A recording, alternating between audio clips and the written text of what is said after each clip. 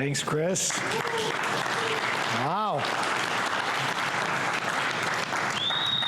Goodness, that's humbling, isn't it? It's very nice. Thank you, Chris. And can we get a round of applause for Chris and Perform Better? I don't think we can thank them enough. So how's everyone feeling this morning?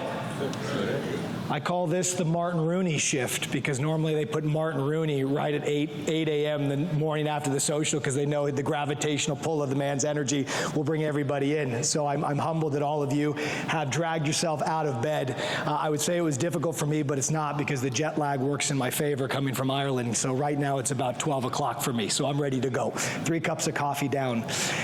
Quick question. How many of you have seen me present on the language of coaching or related topics before? I just want to sense check in the room. Brilliant. How many of you, raise of hands, are familiar with this space of cueing and internal cueing and external cueing and how we use language to help people move better? Raise your hands, even if you haven't ever heard me speak. Brilliant. So it's interesting. The first time I ever spoke on this topic out of Perform Better, it was nearly 15 years ago. Unbelievable. And when we first did this, nobody knew about internal cueing and external. I mean, clearly we all knew what a cue was, but even like words like cueing and instruction and feedback, they all just were this blended together concoction of, the language we use to teach. So what? And for me, that never felt good. That never felt right. Something about that didn't sit well. And so before I get into this, because funny enough, normally I take too much time. This is one of my shorter presentations. I want to give you a little bit of a sense of how we've arrived in this present moment around coaching and coaching language, and then we'll get into the presentation itself, and I'll preempt that. So for me, when I go back, it's a particular morning, and I apologize if you've heard me ever tell this story. It was 2009. It was the first year that I took over the NFL Combine development training at Exos in Phoenix, Arizona. And I was standing there on the side of our track, and we had about 10 skill athletes, so defensive backs, wide receivers, running backs, the like, and we were going through basic marching and skipping and sprint prep type drills, a normal enough speed session. And I'm standing there, and we have some media camera person. We had our 2 interns over there, another coach over there. So there was a bit of energy around the space, and I'm sitting there coaching the heck out of this thing. And I'm giving cues, I'm giving instruction, I'm putting little rhymes in there, I'm putting little jokes. We're flying, we're feeling good.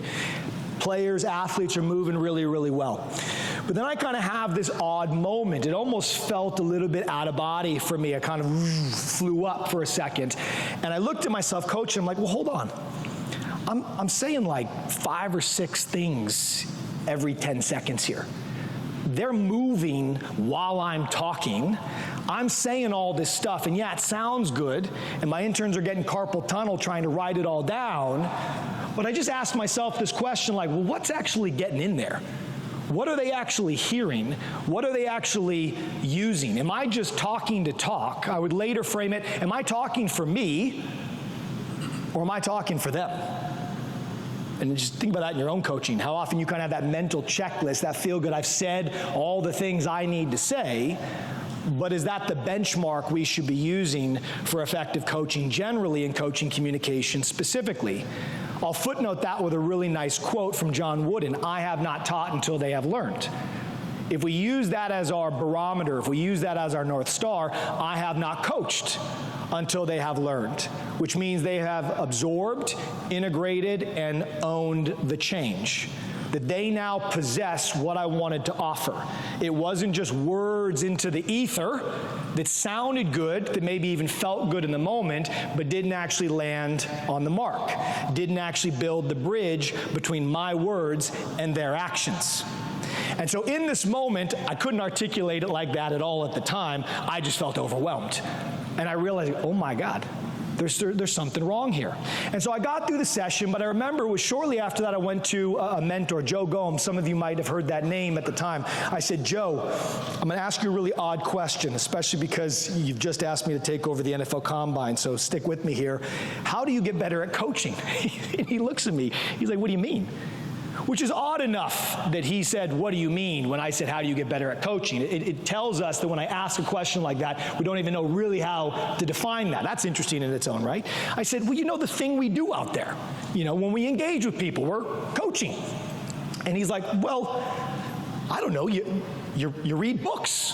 I said, okay, what books? And he's like, you know, Super Training and Athletic Body and Balance and all the names of our favorite Dusty old textbooks. I said, no. That's what we're coaching. That's the detail around the technique. That's the detail around the program design. That's all the observable, tangible, easy to articulate stuff. That's not what I'm talking about. I'm out there with Ron, working with him. How do I get better at that thing, that engagement? And he's like, well, that's the art of coaching. You got to figure that out on your own.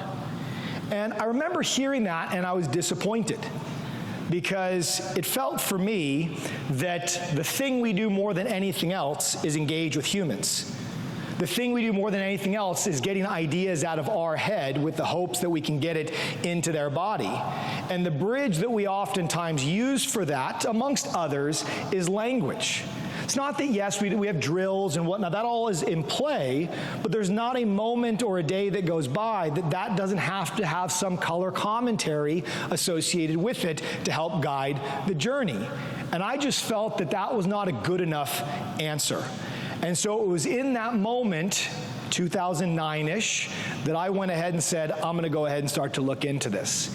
And as you start to look into it, you find that there are answers to those questions.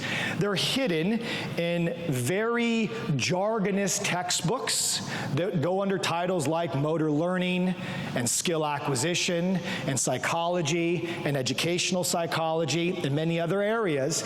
But you find that there are answers to how much should we say? When should we say it? What is the impact of tone in body language? What is the impact of the use of different types of verbs?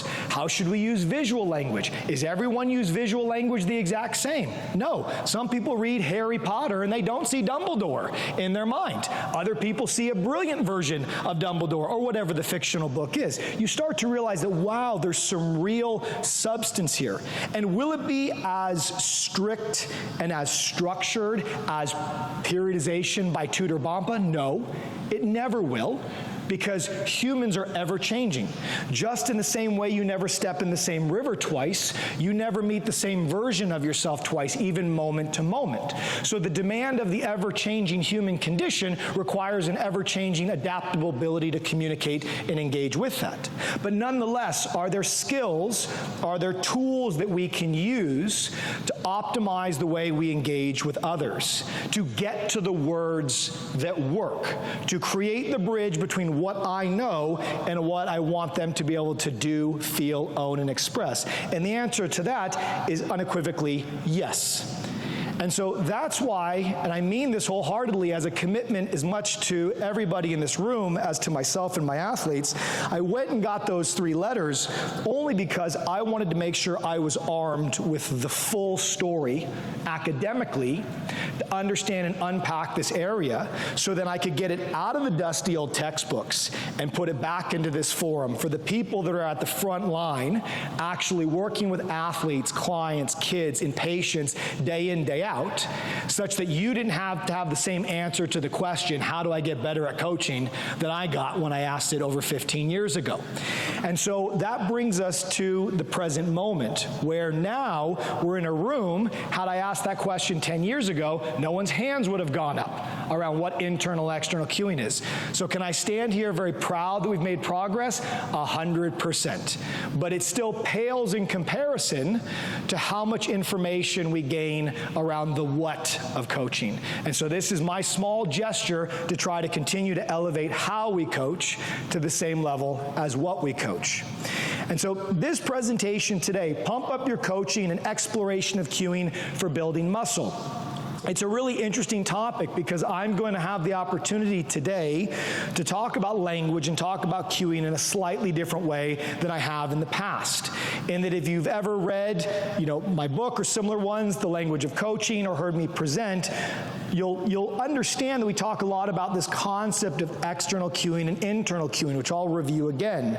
But oftentimes, just raise of hands, right? How many of you have heard that internal cueing sometimes is considered detrimental or possibly not as positive for learning movement as external cueing? Raise your hand if you've ever heard that. Okay, so most people have. And if you haven't, that's okay. I'll talk about it later on. This presentation actually is going to push against that concept a little bit. And I'm going to talk about how utilizing body-oriented language can actually be really beneficial, especially in certain features of what we do in the weight room, certain features of what we're trying to do to build physique, whether it's aesthetics or athletics, as well as I think you'll find a lot of these themes in this presentation today are helpful from a rehabilitation perspective, where when we're trying to regain muscle or regain function, you might do a bit more isolation or a bit more controlled type work. So we're going to get into all of that today with this, okay?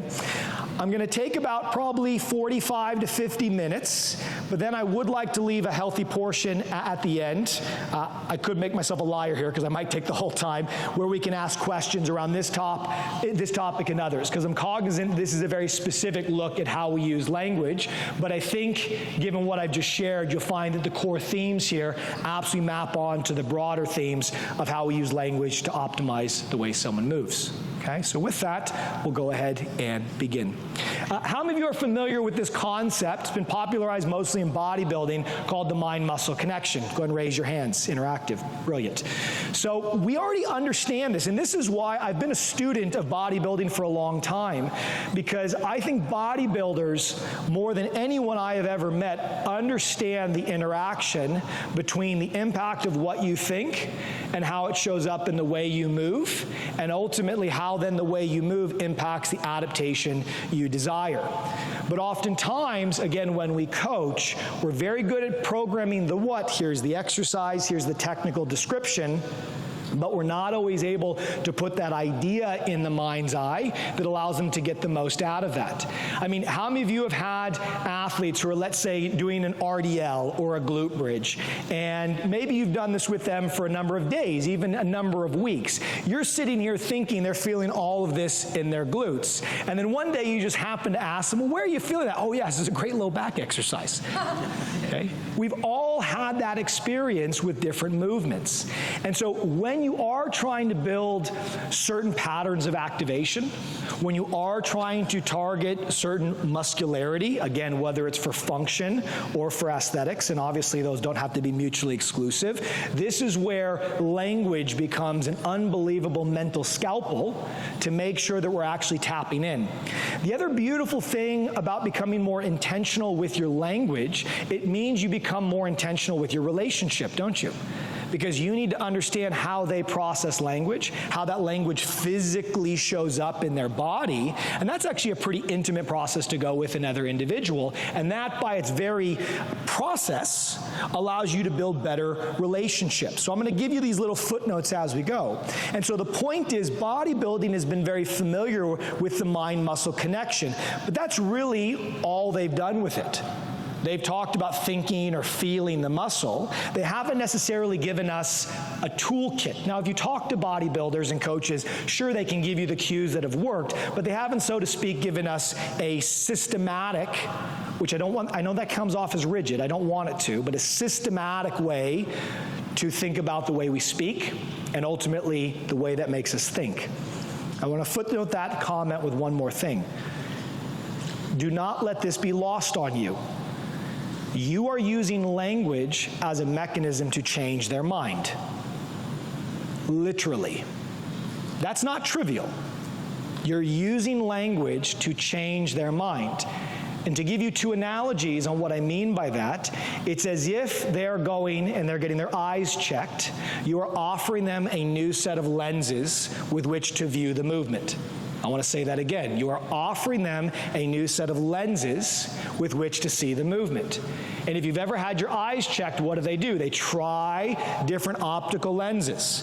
And many of them you can make out what's in front of you, but it's a little bit foggy. But then you find the right lens, yeah? The one that clicks, and you can see the bottom level of the numbers and the letters. That's the Holy Grail. That is the kind of cueing that I'm trying to sell here, okay? That's the kind of process that I want to offer up when you sit in one of my presentations. And so we're going to try to build on this mind-muscle connection here. Arnie is going to be a guide for us in a lot of this. And any of you in Don Saladino's presentation yesterday, brilliant, one of my best friends, right? I think this presentation complements a lot of what he talked about from a training perspective. And so Arnie said this: it is the mind that creates the body. It is the mind that visualizes what the body ought to look like. I don't think that Arnie just said this. I believe he believed this. So knowingly or not, he was very mentally, from a visual imagery perspective, connected with not only the body form he wanted to achieve, but feeling that into existence. That's kind of an interesting thought, isn't it? Feeling the body you want into existence. I'm going to argue that that same idea is as important for teaching movement as it is for muscularity, muscle activation, so aesthetics and athletics. I want to feel my way through this movement such that I can bring that movement to life. That is not a trivial concept. Oftentimes a pitfall, again, I'm going to footnote as we go here, so feel free to write these things down that aren't on the slides. When we coach, we always coach. If you haven't ever realized this, we always coach from a bird's eye view, don't we? We always coach from third person. Has that ever dawned on you?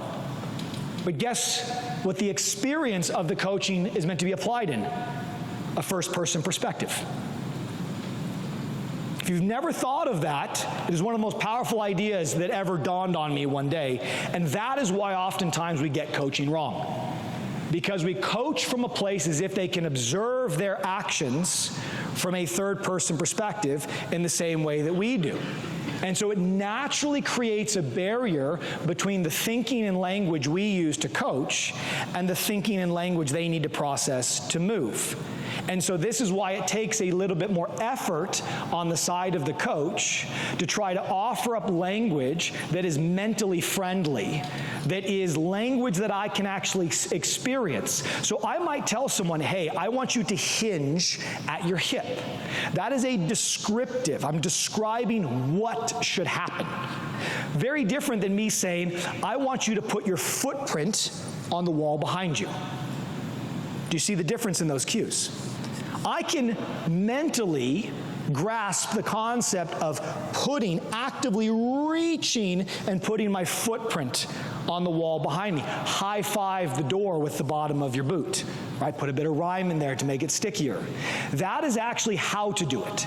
Whereas the other one is a description. Now, they're best friends. They live in the same neighborhood, okay? You need both. It's an and, not an or. The problem is, oftentimes when we use language, we've been using a lot of the former, confusing it for what we want the latter to actually do. And so this is, in a lot of ways, what I think Arnie is pointing at. He was able to put thoughts and visuals in his mind that allowed him to feel how to perform the action versus just a description kinesiologically of what should take place. That's an idea that I would encourage you to reflect on long after this presentation. Okay? So the question then becomes, how does what we think while we move impact muscle growth? And again, even though I'm talking about this very specific to, let's say, body size and muscularity, I think you'll find that this applies to movement at large. And so what I like to talk about here is a continuum of cues. And this continuum of cues outlines the different lenses, so to speak, you can offer up to your athlete, your client, or your patient while you are teaching them. And I want you to think of these lenses very much so like the lens on a camera, where you can either zoom them very close into the micro unit of their movement, or you can zoom them out to more the macro outcome the movement is trying to achieve. And so here's some examples. We could have done this on virtually any movement, but we're going to use the shoulder press here as an example. So if I zoom you all the way in, that means I'm inside of your body now, so that's why we use the word internal. It's inside of your skin. It's internal to you. And if I want to bring you very narrowly focused into one area, I will likely do that at the joint, the single joint, or the single muscle area. So I might say flex or extend, insert joint name here. And this is what I conventionally call a narrow internal cue. Raise your hand if you've ever given a cue like this to somebody. Okay, I'm raising my hand too. We all have, okay? So often I say, oh, I need you to flex, I need you to extend, I need you to open, you need to close, abduction, adduction, so on and so forth. I can then do something similar. I can give an internal cue but focus on the muscle itself. So I might say, squeeze your pecs, squeeze your glutes, squeeze your biceps, okay? Can we isolate out literally? No, but we can emphasize. We can emphasize. That's why we utilize this. And I want to be clear, even though this entire presentation is on language, please do not assume that this is taking other methods such as tactile cueing or physical contact off the table. They're not at all. Oftentimes they work really well in concert with one another. Especially in a rehab setting, you might give a little bit of tactile cueing as you ask them to squeeze. That's fine. They play well together. No problem. We can then give an internal focus that is more of a visual analogy. So I might tell them, hey, I want you to drive up together, and I want you to squeeze your pecs as if they were a spring, and I want you to compress the spring. And so we can now turn a muscle into this object, move as if. And then if I say, hey, I want that spring on the next rep to be a little bit stiffer, if I say I want the spring to be a little bit stiffer, is that going to speed the movement up or is it going to slow it down? It's going to slow it down immediately. Oh, so interesting. So when I bring in a visual analogy, I can play with it. I can utilize it to change the character of how they move and how the movement is felt. Right? So we have this entire area of internal language that we can offer. But then we have the ability to jump out of the body and engage with the physical task at hand here. And so this is why we then use the word external cue or external focus. And what you'll find is with an external cue, it's very simple. I can either focus on things near me, or I can focus on things far away.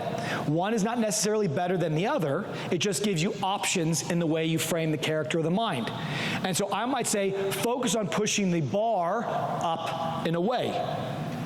Equally, I could say, focus on pushing the bar toward the ceiling.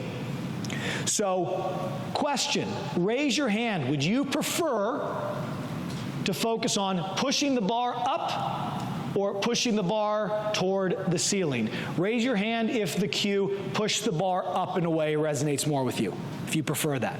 Okay? A few hands.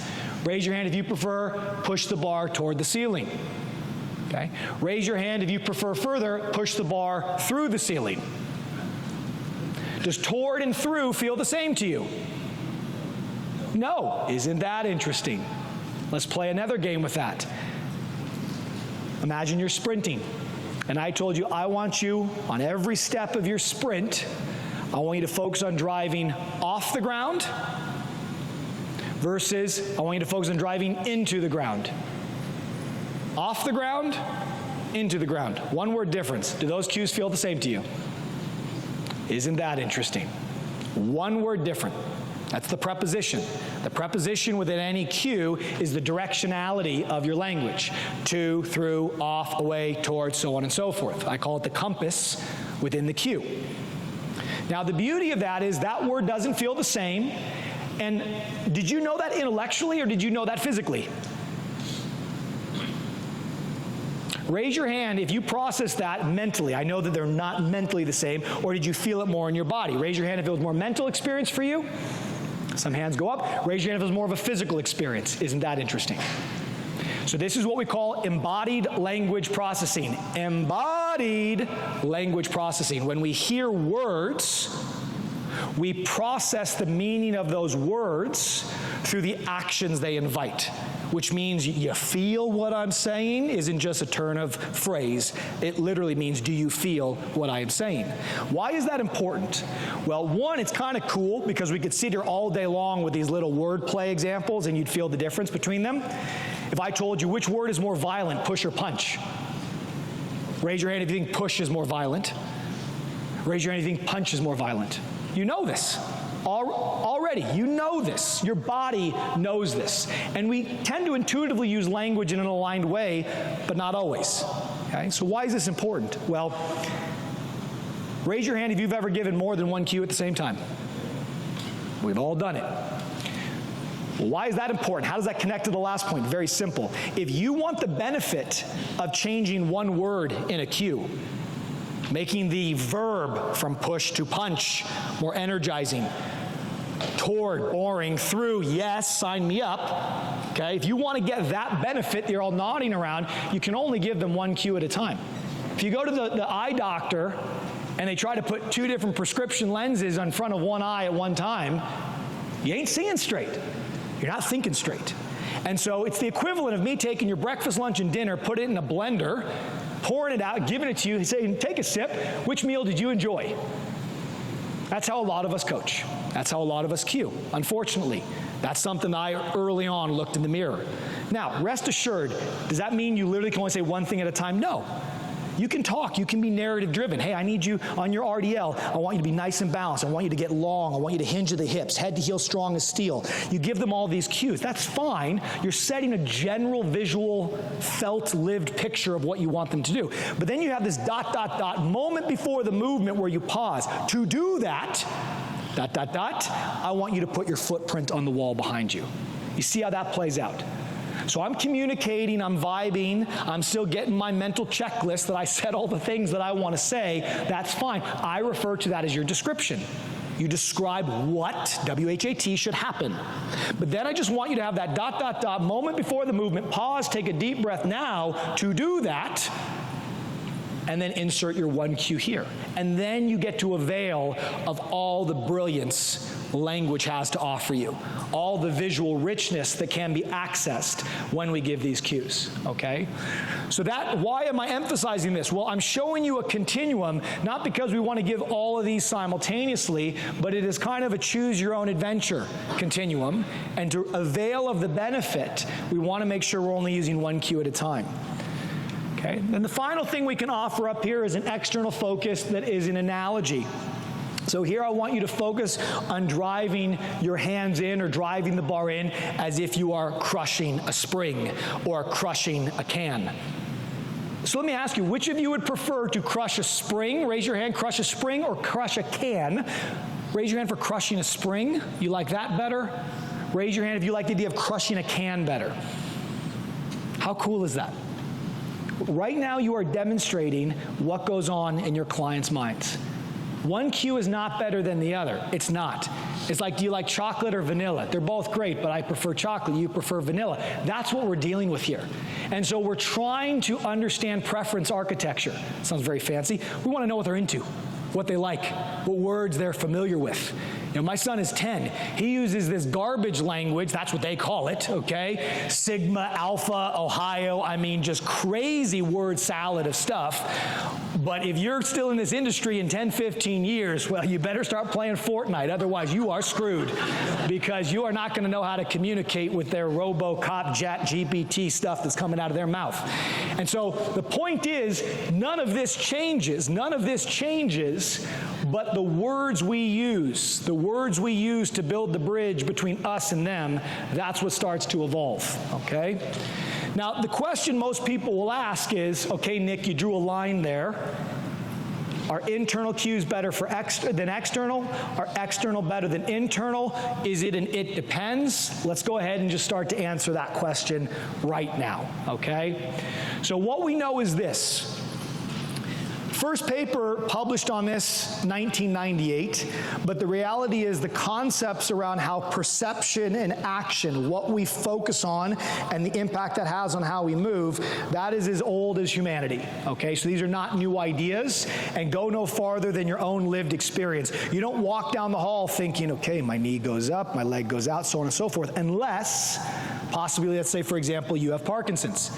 and you have a compromised nervous system. So certain neurodegenerative diseases require a different relationship with the body, but assuming normalcy, average normalcy in terms of your neurology, you're not having to think about your body while you move your body. You are always interacting in terms of the physical environment. Even the body position all of you right now occupy, that we call in English sitting, would not be possible if not for the relationship between yourself and the chair. Otherwise, this would be a very difficult time to be standing like this the entire time. The point is, we are always in constant dance, constant harmony with the environment around us. No one needs to tell us to do that. That's naturally. So we are naturally in a default state of being external. Is that a fair statement? Okay? Which is why it is odd that so much of our language when we coach is internal. It's really, really odd because it goes against everything you know intuitively, everything you've experienced naturally, but yet we still use so much internal language. I say that for a simple point. We didn't really need evidence to tell you this, but here's the evidence anyway. What do external cues give you? Well, external cues allow you to generate more force systematically. Doesn't matter if it's a bench press, a back squat, whatever it is. It allows you to generate greater power, greater speed, greater endurance. All measurements that we consider to be effective, efficient when it comes to human motion are optimized by using the right external cue. It's just fact. We've shown that this is independent of age, of sex, of ability, even across ability and people with neurodivergence and not. The entire spectrum, everything, still an external cue tends to show optimization. Okay, so there's a whole body of evidence that would say the vast majority of what we are saying should be externally focused. Then why would we ever want to give an internal cue? Well, it is really interesting. There is one category where an internal cue consistently outperforms an external cue, and I want to demonstrate that before I explain it. So we're all seated right now. There was actually an experiment done like this, and I want you to imagine you're doing a seated calf raise, okay? So you're doing a seated calf raise, and I'll kind of guide you through this. And so I want to start by doing the external version. So very just simple. I just want you to push the ground away. Push the ground away. Okay, that's the only focus you have, push the ground away. Okay, now what I want you to do is I want you to think about contracting your calf, okay, as you do that. So contract your calf, okay, squeeze your calf, okay, squeeze your calf. Okay, first of all, do those movements feel the exact same with those two mental frames, right? So those are different lenses. Right, you're reading the letters on the board slightly different. Okay, they don't feel the same. Which one felt more efficient? Raise your hand if the first one felt more efficient, more fluid. Okay? Raise your hand if the second one, squeezing the calf, felt more efficient. Okay? Which one felt like you got greater muscular contraction? Raise your hand if you felt it was in the first one. Okay, some people. Raise your hand if you felt it was on the second one. Okay? Now, did you notice, right now, sit here again, just squeeze your calf. Do you notice when you squeeze your calf, everything around the ankle, including your anterior tibialis, everything fires? Did you notice that? Okay, it's not just the calf. So that's an interesting phenomenon, that when you give an internal cue that targets a muscle, you get what's referred to as a general neural signal that activates everything in the region. Not just the agonist, but also the antagonist. And so, okay, that's interesting. If you have the handbrake on in a car and you try to hit the gas pedal, what do you have to do? You have to hit that gas pedal even harder to overcome the resistance of the brake. That's actually oftentimes what happens when you give an internal cue, because the agonist has to fire more because there is the antagonist, in this case the tibialis anterior, also firing. So if I'm thinking about squeezing my glute, guess what? I'm also going to have a huge co-contraction of all the anterior muscularity, okay? In this case, the quad and the hip flexor. So if movement function and coordination is really my main target, I probably don't want a significant amount of co-contraction, especially if I'm creating a dynamic movement. But if I am very interested in just getting increased activation, which obviously comes with a downstream adaptive benefit in the area, then okay, that's actually kind of cool, because it's not as if I still can't move. I still can move. It's just not as efficient, but I get a lot more activation. It's like I'm getting free resistance at the level of the muscle. And so this is where people have asked the question over the last 20 years, is there a benefit of internal cueing for rehabilitation, where you're trying to get reactivation and integration of a muscle? Or is there benefit in terms of bodybuilding, whether you're in bodybuilding or trying to put on lean muscle mass in an athletic context? And this is what we're going to explore today, okay? So I'm like way down the list on this paper, but there was a paper where we looked at this exact phenomenon. They looked at it in terms of the quads, so lower limb activity, I think it was a leg extension that we did, and then a bicep curl. And this was over a volume-controlled program where half the population got external cues and half the population got internal cues. And the paper did show that at least in the upper body, there seemed to be a slight evidence of preferential growth under the internal cueing condition for the biceps. Whereas in the lower limbs, it didn't seem to make as big of a difference. So it wasn't necessarily an advocacy of internal over external, but it also didn't take it off the table as possibly being effective.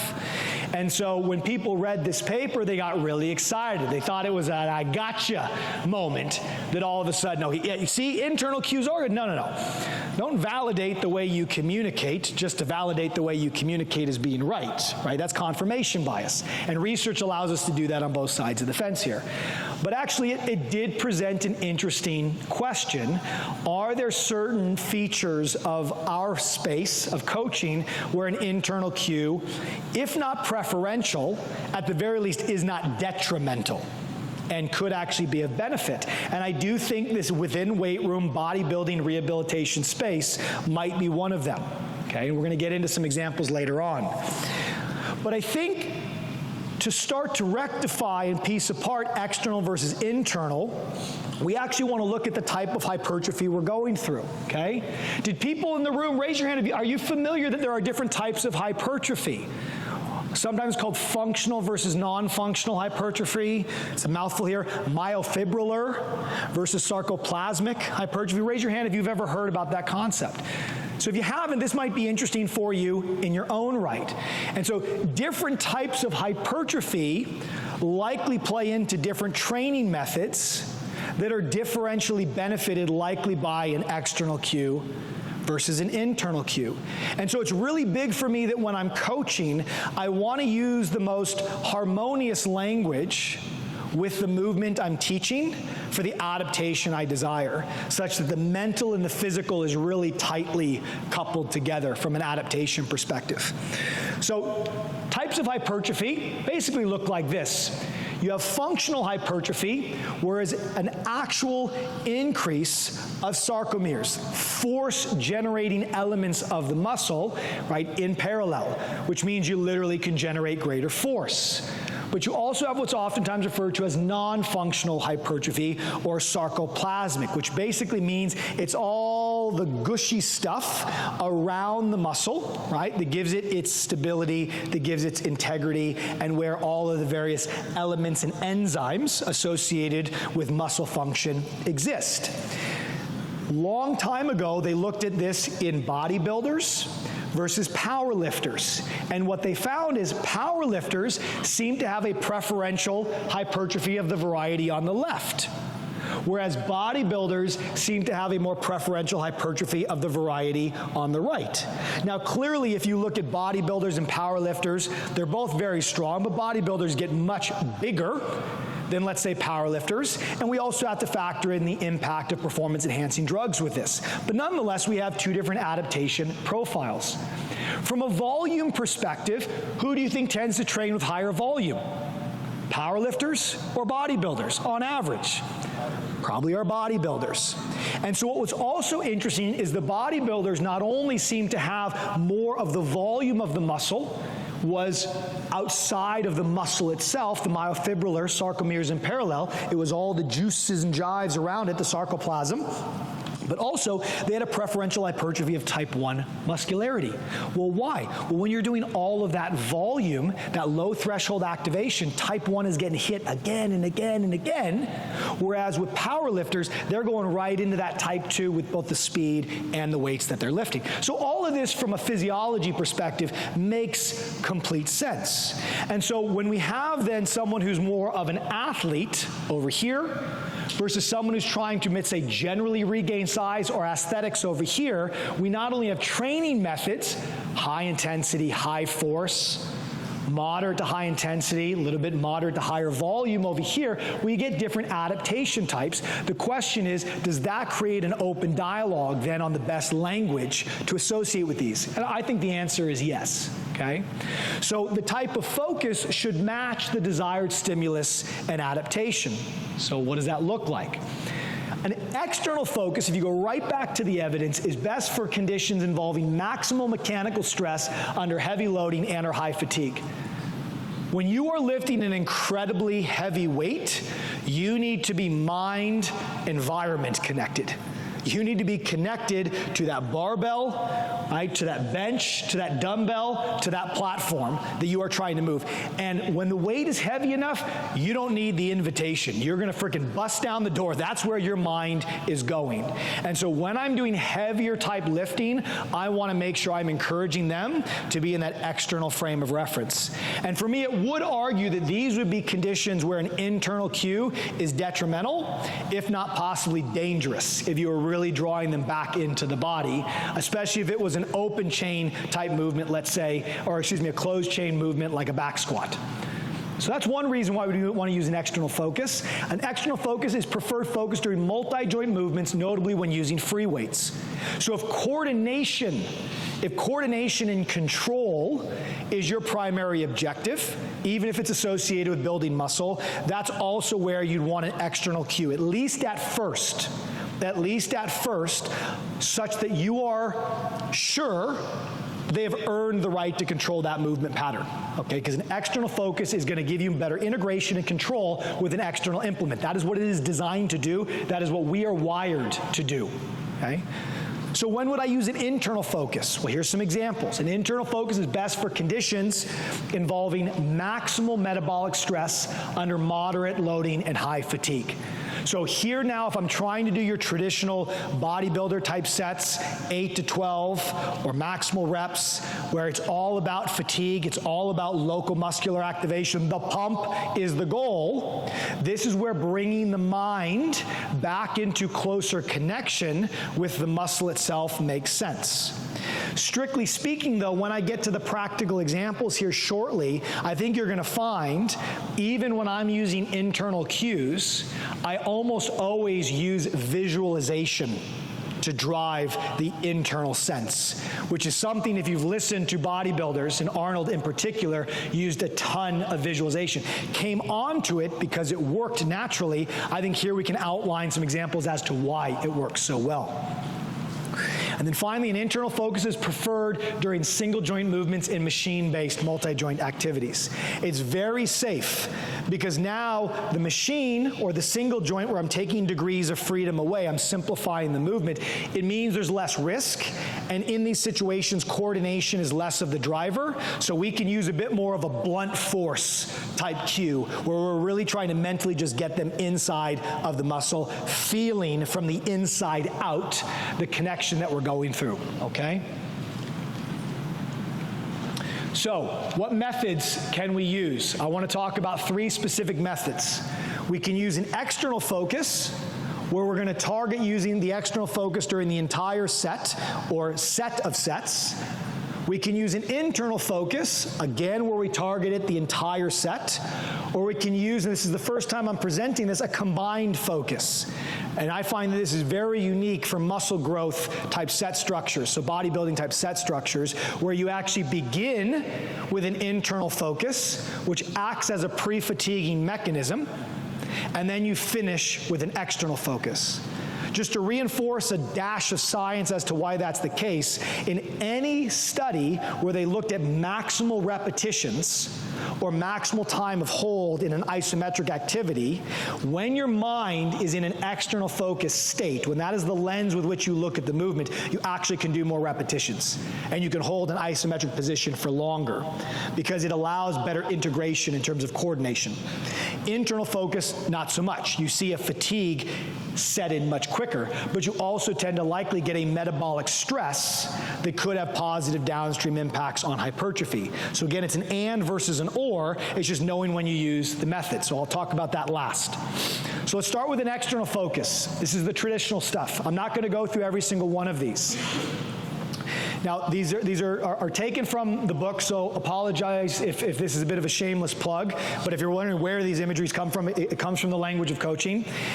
The first thing to understand when we are coaching movement, this is independent of internal cues, external cues, or analogies, is you're trying to identify which feature of the movement you are trying to influence.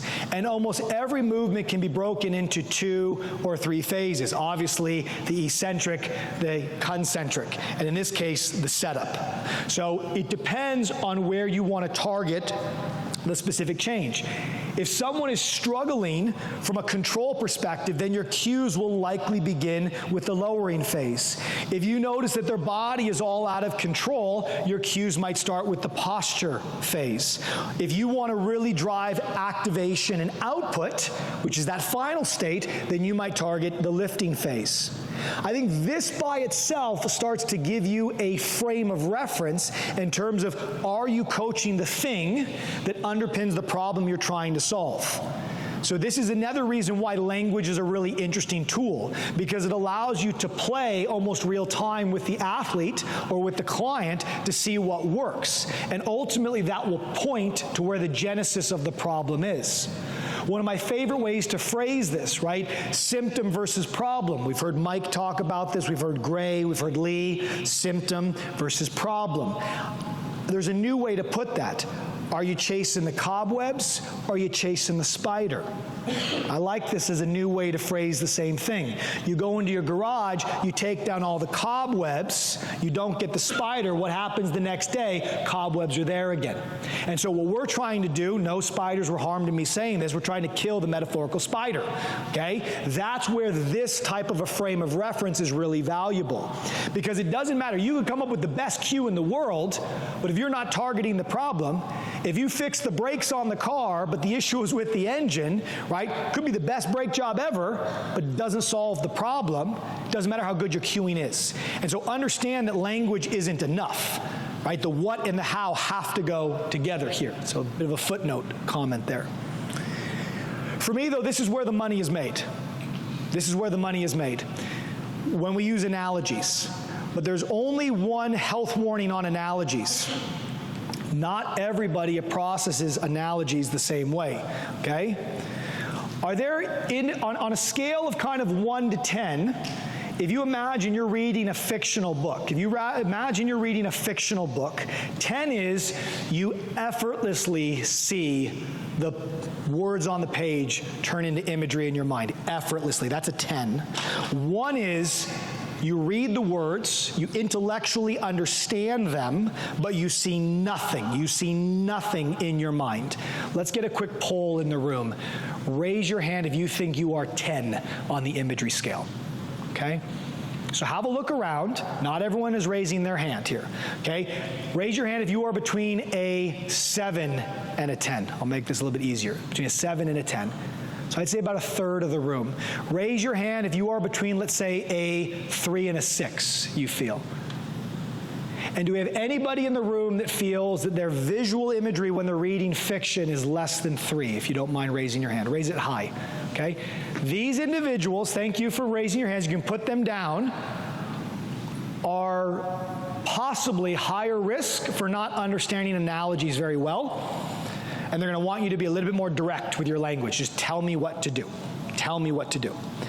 Most athletes and clients, if not verbally, will give you nonverbal signals when they're like, okay, can you just get on with it? Okay, you're trying to be fancy here, just tell me what to do. So why do I say that? with the best will in the world, we're not all the same.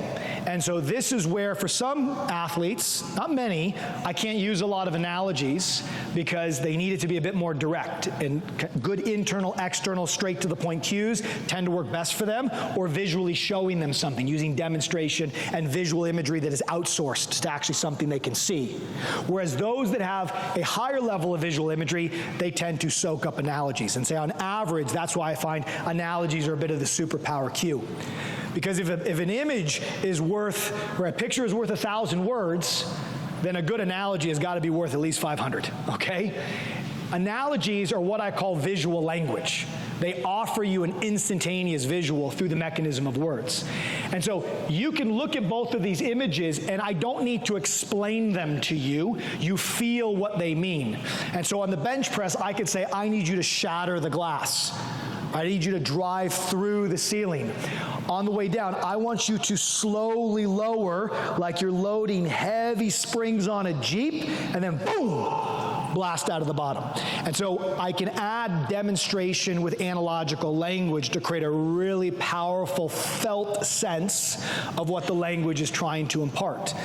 We are performing when we're coaching.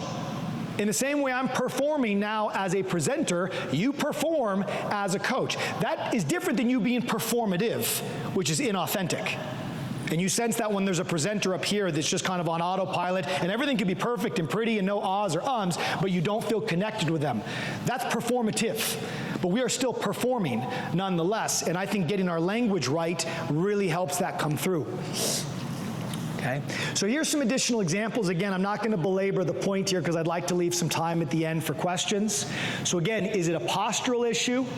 Is it a lifting issue here on the row, or is it a lowering issue?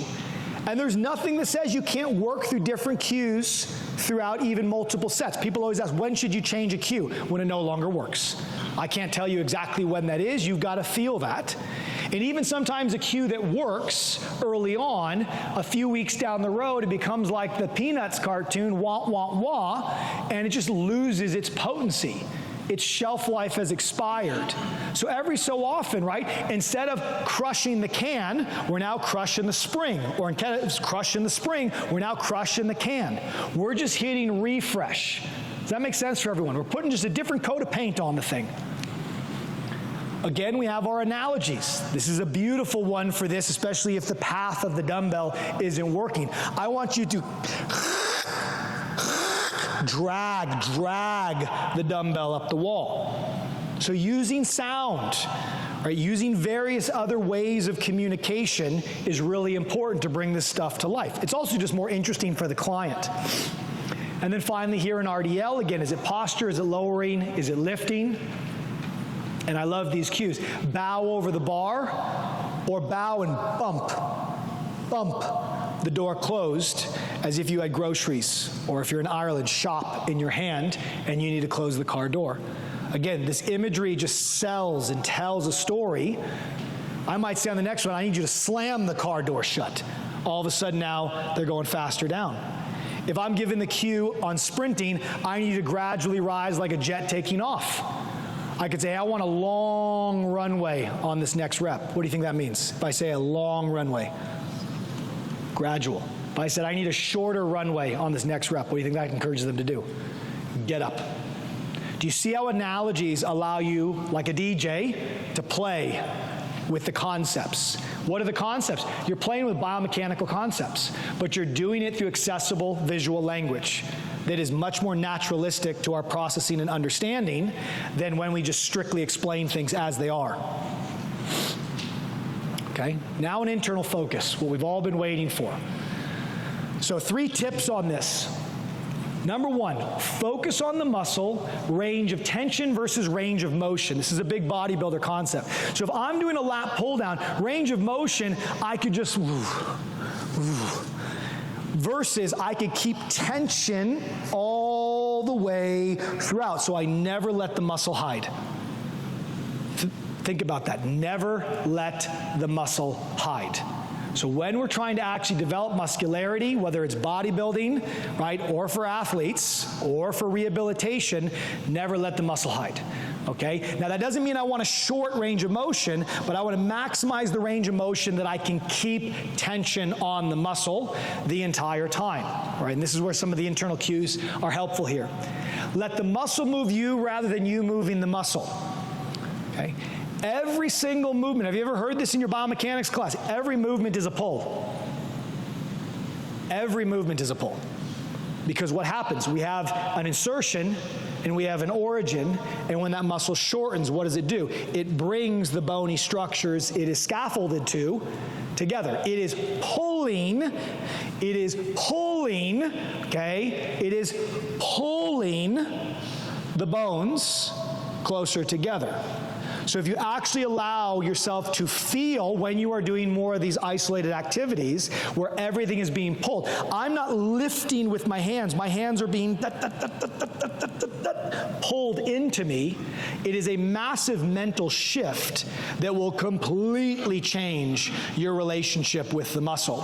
And this is why if you talk to bodybuilders, they will pride themselves oftentimes on their ability to get an incredible pump, a near failing pump with an incredibly light weight. I've watched bodybuilders use just a 20 kilo, 45-pound bar and be able to absolutely shake, and you can literally see the veins popping out under an incredibly light weight. And it's a testament of how they can get mind-muscle connection.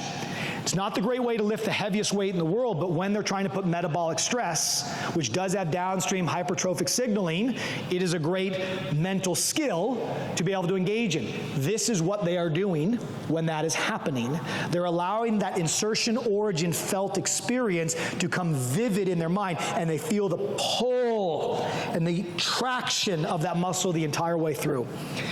And so to do that, we're focusing on the relationship between the insertion and the origin, which is why actually knowing anatomy really, really well helps you in the space of using internal cues effectively. If you don't know your insertion origin anatomy really well, it becomes difficult to manufacture the cues that I'm going to be talking about here, okay? So let's use a few visual examples. Here we have our bicep curl. Okay? So obviously a conventional internal cue would just say to squeeze the bicep, which is easy enough to do and something we can focus on. I just don't think it is very interesting. And so this is what I do. Earlier I talked about we want everything to be a pull. We want to be tapped into that relationship between insertion and origin. And so during the practical, we're actually going to go through this for a whole host of different movements. So what I like to do is I invite you to think about the insertion point, generally speaking, of where the bicep attaches. I invite the mental imagery of a chain or a string being attached to that point. And having the sense of, even though my hand is gripping the barbell, I almost want this to be numb. I almost want the lower limb here of my arm, right, to be invisible to me. And I just want to have the felt sense, okay, like a chain, like a crane, that arm being leveraged and lifted up, almost by its own accord. I, in this case, become the audience member to the movement. I like that as an idea. Let them become an audience, a witness to the movement itself. It is happening versus you making it happen. It's a slight mental jump, but we'll try it later on in the practical, and I would encourage you to try it of your own. What you'll tend to find, even sitting here, things start to shake because of the level of isolation you were able to get into, okay? No one in the research has looked at this type of internal cueing, which is why I put an asterisk on it, because I'm trying to invite more of a visual imagery version of it. So the muscle moves the limb, flip the mind, and everything becomes a pull. Play around with this idea. It sucks, though, because things start to hurt really quickly under very light weights. This is an ego-busting strategy, so some of you might want to walk out at this point, okay? Now, here we now have a shoulder raise. Exact same thing. An external cue would put the mind on the handle, wouldn't it? Brilliant. No problem there. But also there's the subject of everything else that might come along with just focusing on the dumbbell. Here, what I encourage you to do then is, again, I bring the muscle to the insertion point, don't I? And now I have that sense of Locked in, can't go any farther, range of tension, not range of motion, and then lower it down nice and slowly, okay? Utilizing that chain analogy allows me, again, to play with speed. It allows me to play with perspective, but this is gonna significantly increase. So typically changing that lever arm focus from the implement closer to the muscle.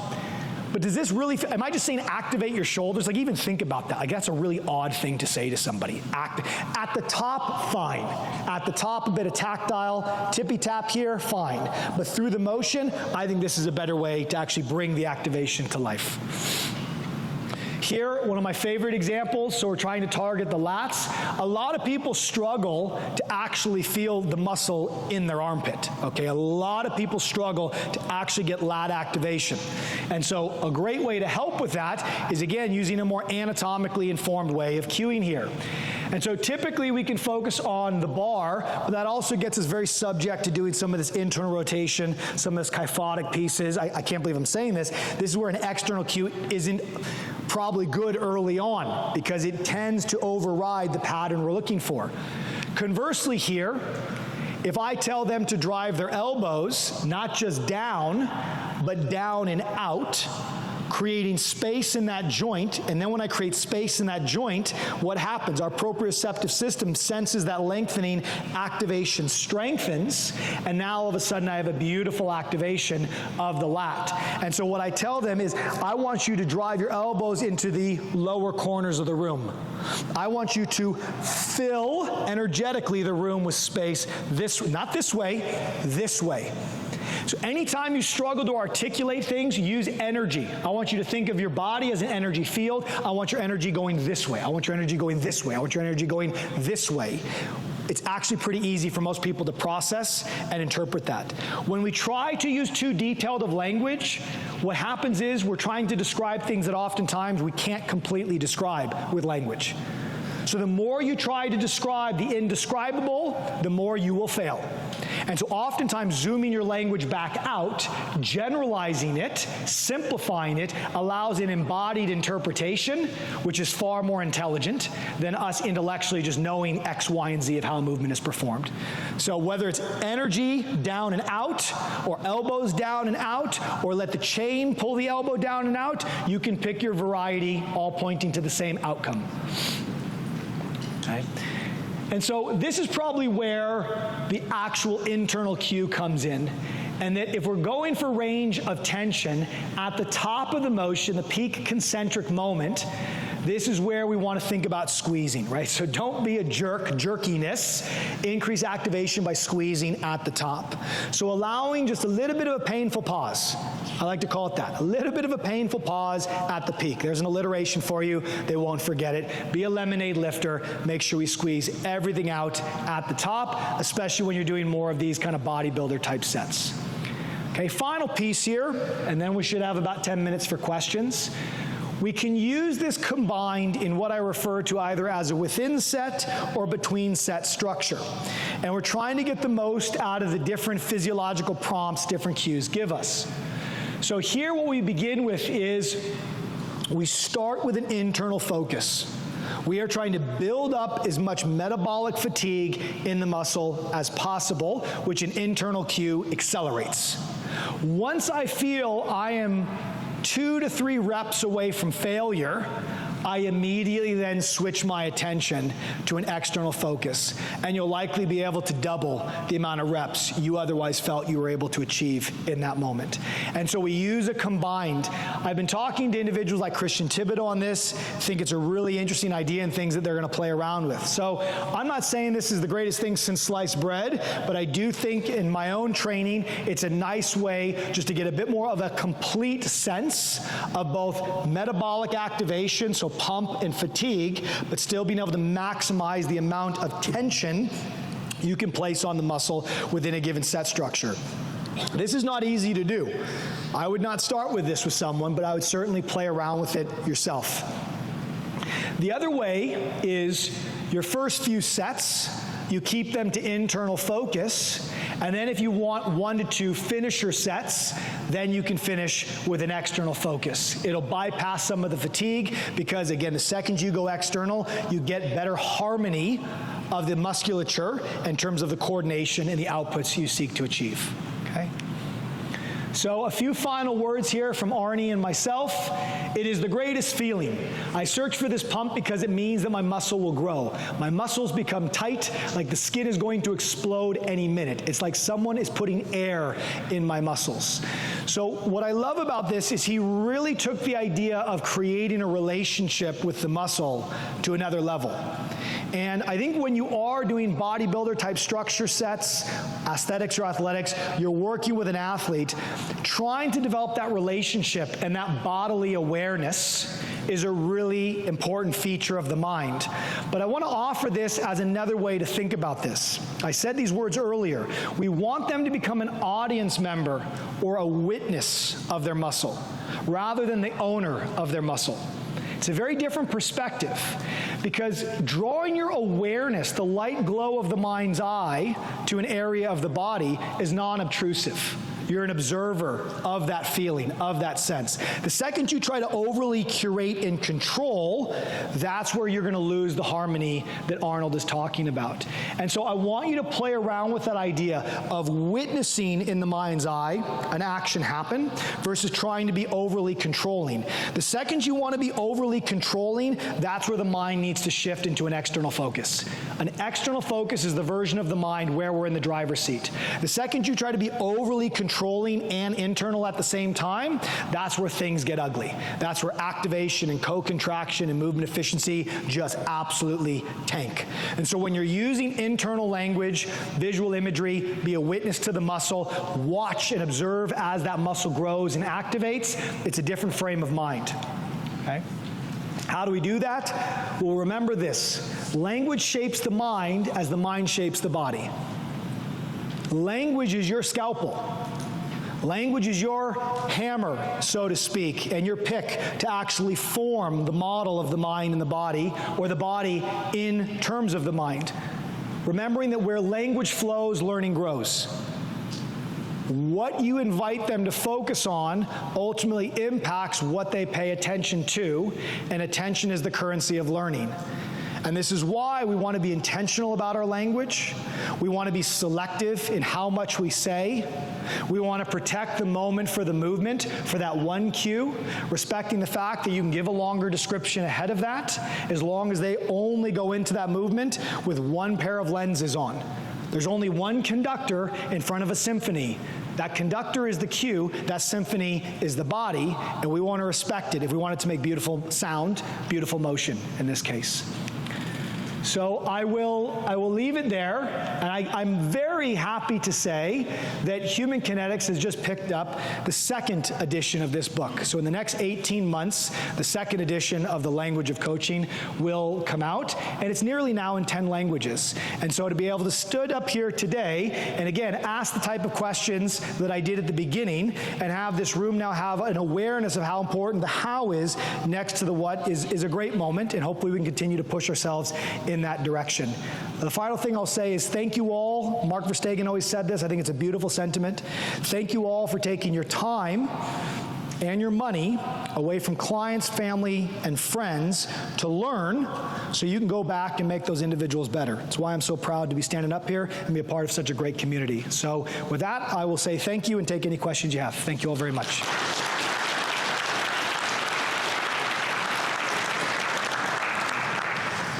And it doesn't need to just be on this presentation. Yes?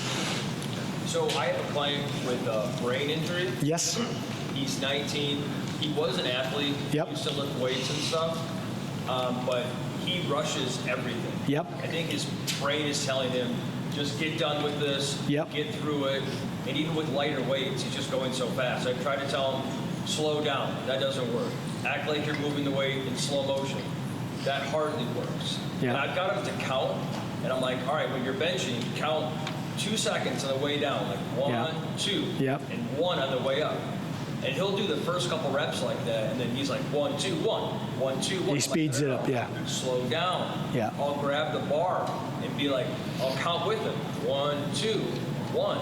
And he gets a little like annoyed with that because he just wants to do it. Yep. I'm like, you have to slow down. And it's like, I have to tell him over and over and over again. In the next set, it's the same thing over again. and he forgets things. So it's like, I've yet to find something that sticks. Yeah. And have you spoken with him, and has he even invited his doctors into the equation to help you understand the brain centers that have been impacted, which obviously helps you to understand where he might be able to make a change and where change might be more challenging for him in your coaching? That's a good thought. No, I don't know the intricacies of what part of his brain is damaged and how that would affect him. Yeah. So if you have a good relationship with this individual, that would be my first line of questioning, is to understand from the neurologist what portion of the brain has been impacted, which could impact a whole host of perceptual functioning, as you're outlining. Obviously, one of the first things that comes to mind is how can we mechanically slow the movement down? How can we impose an extra, where in this case, obviously, a heavier weight would immediately slow down. If you wanted to be safer, using a band, obviously, could slow things down. So how do we create a physical, embodied analogy that doesn't require him to access the change intellectually, but can access the change physically? And so in that case, let's say I'm going into a bench press. What I would do, if this was my client, possibly, is if they can do a push-up, a press-up, I would take a heavy band. I put the band around their back, I put the band around their thumbs, okay? That band by its very nature is gonna act as a braking mechanism, and it's gonna slow them down.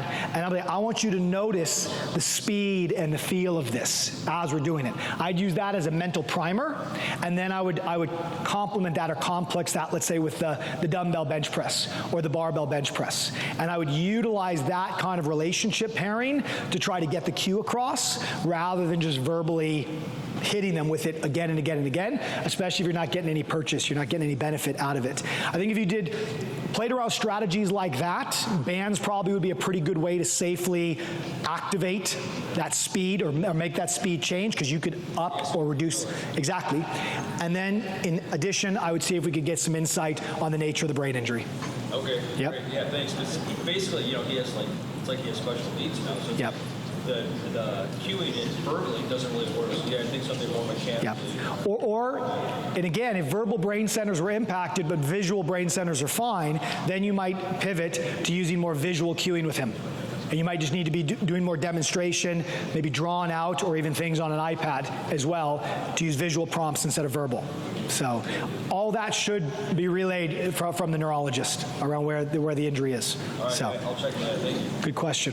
Yeah, right here. In a group setting, if you're, say, leading a warm-up or something like that, would it be best to just kind of cast a wide net and use a variety of different words, different language, different cues, and just sort of be talking? Yep. So the question is, and it's a great one, how do you utilize these principles in a group setting? Where obviously you're talking to, as we've demonstrated here, people with different preferences, different ideas. So I refer to that as global versus local coaching. Some people call it broad versus narrow, whatever terminology you like. And yes, when we're coaching a group, we'll usually go with a best guess opener of cues. I use a lot of A-B options. So I might say, okay, on this next rep, I either want you to focus on pushing the ground away or driving your knee forward as if you're going to shatter a pane of glass, right? Push the ground away, that's our A cue. Drive your knee forward as if to shatter a pane of glass, that's our B cue. Who's picking A? Some of the players, who's picking B? Now I kind of know their preference. Okay, bam, off we go. And so I can utilize in a group setting some choice architecture to start to, one, see what the preference is, get a sense of a bit more individualized cueing. The general cueing, when done correctly, is going to get you a significant way down the road. And then, you know this, anytime you're in a group setting, you'll have those one or two people on any given day that are struggling with something. That's the hand around the shoulder, quick little side chat. Now it's local, now it's individualized, and we just zoom in, zoom out, zoom in, zoom out. The cool thing for me is everything I've ever studied or written on the topic has come from me only ever working in group settings. Because people hear this and they think, really easy individual, but what about group? Well, you're using your best judgment to know the group and curate the cues accordingly. It's a good question. I think, was there one over here? Is there a question over here before? No? Okay, right here. So you said with the some of the internal cueing, it'll become very difficult with lightweight. Yes. For those athletes that that humbling is tough for them. Yes. They've been doing this way for a long time. Yep, yep. Now with the simpler one, it's a lot harder. How do you counteract that with just how do you counteract someone using lighter weight what's more difficult? Yeah. I think we're just changing, we're changing what the North Star is. Now the goal is beach body pump type feel, right? That's the outcome we're going for versus how much weight. And so for me, I was like, if you imagine your body, right, is kind of an empty vessel, we are trying to fill you with water today till you're about to burst. We want every single muscle to be as full as humanly possible. That's the objective. So it's not about the weight we're lifting, it's about putting that weight to work for us. So I'm just changing the mindset around that if that's the goal. Usually they're not mutually exclusive. Usually I can still lift a decent weight, but I'm just trying to bring that attention back into the muscle. I also think if you're working with athletes all the time, they like things to be changed up. They're used to lifting heavy weights all the time and working on the big main movements, but what do they all do at the end? They all kind of go over to the mirror in the dumbbell section and they do their stuff. And I just see the ugliest shoulder work, the ugliest arm work, at least in my population. So I like to get over there and get in there and help them improve those movements as well. And this is where some of these cues come in. And yeah, you'll have people just throwing up this excessively heavy weight for shoulders, let's say. Get them to lighten it, get them to feel it, change what the objective of the movement is. That's all. So, yeah. Brenna? Nick, is there any research on hypertrophy versus tactile? Because it seems like in some people, especially Yeah. a little bit older, like they won't get both. Yeah. You know, like so the tactile seems to be like for some of the muscle growth would be really beneficial. Yep, yep.